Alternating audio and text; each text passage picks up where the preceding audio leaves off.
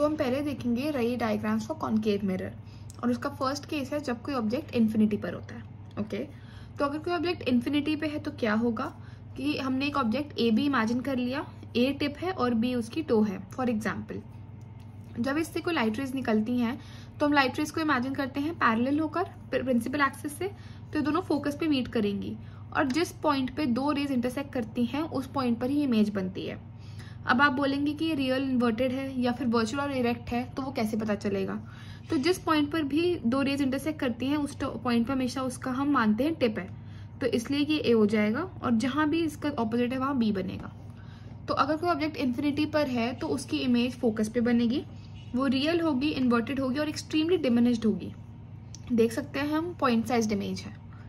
Now moving to the second case, that is beyond curvature.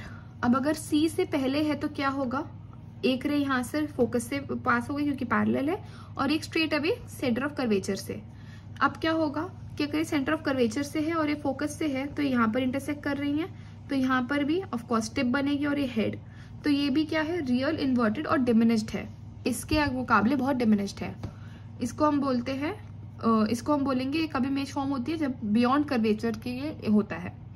Also जब भी आप रे डायग्राम्स बनाएं तो ध्यान रखिएगा कि आप इन एरोज को बहुत अच्छे से और अच्छे से मार्क करते हैं, क्योंकि यही डिस्क्राइब करते हैं आपकी रे डायग्राम्स को। अब अगर कोई ऑब्जेक्ट कर्वेचर पे ही रख दिया जाए तो क्या होगा, अगर कोई ऑब्जेक्ट हमने सेंटर ऑफ कर्वेचर पे रखा है तो एक रे पैरेलल होगी और फोकस से पास करेगी, और एक ऑफ कोर्स अनडिविएटेडली यहाँ से पास कर जाएगी, तो इस पे इमेज कर्वेचर पे सेम फॉर्म होगी। ये भी इमेज रियल होगी, इन्वर्टेड होगी और इक्वल साइज की होगी। क्या होगा, हमने रखा है कि जो ऑब्जेक्ट है वो कर्वेचर और फोकस के बीच में है, तो क्या होगा कि एक रे पैरेलल है, फोकस से पास होगी, और एक रे सेंटर ऑफ कर्वेचर से अनडेविएटेडली पास हो जाएगी, तो ये यहाँ पर बनेगी और इसकी पोजीशन क्या होगी, beyond the centre of curvature. Okay, और इसका साइज क्या होगा, real, inverted and bigger than the object. ये ऑब्जेक्ट है तो इसके आगे तो बहुत मैग्नीफाइड इमेज है। Okay, moving on to the next position, that is at the focus.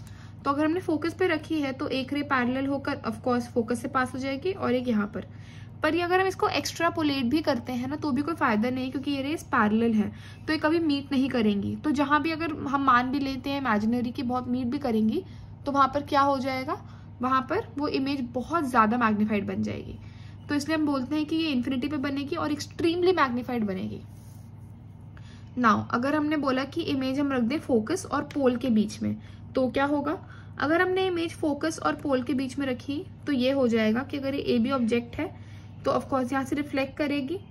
अगर हमने एक तो ये पढ़ा था कि यहाँ पर सेंटर ऑफ कर्वेचर से रिफ्लेक्ट करती है तो अनडेविएटेडली जाती है, उसको हम एक्स्ट्रापोलेट करके यहाँ तक ले जाते हैं। और एक हमने और पढ़ा था कि अगर कोई रे पोल से एक एंगल पर जाती है तो भी वो रिफ्लेक्ट होकर उसी एंगल पे चली जाती है। तो अगर कोई इमेज यहाँ पर एक एंगल पर आई है तो यहाँ से आर पे जाएगी, और अगर हम इसको एक्स्ट्रापोलेट करें तो जहाँ ये मीट करेगी वहां पर एक बनेगा, पर ये क्या होगी, वर्चुअल इमेज होगी और ये इरेक्ट होगी, तो ये बनेगी behind the mirror, virtual, erect and magnified image. तो कॉनकेव मिरर में आपको ध्यान रखना है कि सिर्फ एक ही केस में इमेज वर्चुअल बनती है, और क्या होती है, वो वर्चुअल, इरेक्ट और मैग्नीफाइड होती है। और बिहाइंड द मिरर वो कब होता है, जब वो ऑब्जेक्ट एफ और पोल के बीच में होता है। और इमेज कहाँ बनती है, इन्फिनिटी पर, और एक्सट्रीमली मैग्नीफाइड हो जाती है जब वो फोकस पे प्लेस होता है। तो इन पोजीशंस को ध्यान रखकर इन रे डायग्राम्स को बनाना है, और अगर आप इसकी 2-3 बार प्रैक्टिस करेंगे then you will master it.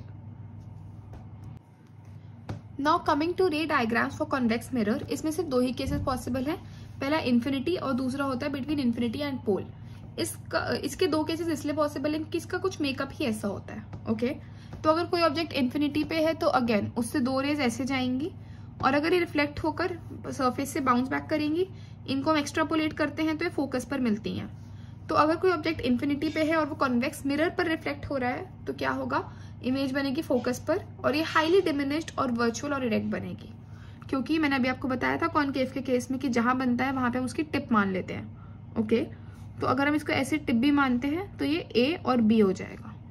Okay, now between infinity and pole, तो अगर कोई इमेज को हम एक मेजरेबल डिस्टेंस पे ले आते हैं तो क्या होगा, ए बी ऑब्जेक्ट है तो पहली इमेज तो यहाँ से ऐसे एंगल से पास हो जाएगी, इसको हम एक्स्ट्रापोलेट करके फोकस तक ला सकते हैं। नाउ दूसरा क्या होगा, हम सेंटर ऑफ कर्वेचर तक पास करवाना चाहेंगे तो वो कहाँ बनेगी, यहाँ पर फोकस से पहले और पोल के बाद, तो इमेज बनेगी between the pole and focus, diminished, virtual and erect. Okay, ये ऐसे हो जाएगा, इसलिए इसको हम टिप मानकर ए और इसको बी मानेंगे। I hope this is clear. तो कॉन्वेक्स मिरर में हर केस में क्या इमेज बनती है, वर्चुअल और इरेक्ट ही बनती है। साइज डिफर कर सकता है, पोजीशन डिफर कर सकती है, but nature of image will be virtual and erect. I hope आपको ये रे डायग्राम्स क्लियर हो गए हो, and if you have any doubts you can comment down in the comment section. Also if you want the notes you can DM me on Instagram, जिसकी ID मैं आपको description में दे दूंगी। Thank you so much, have a really good day.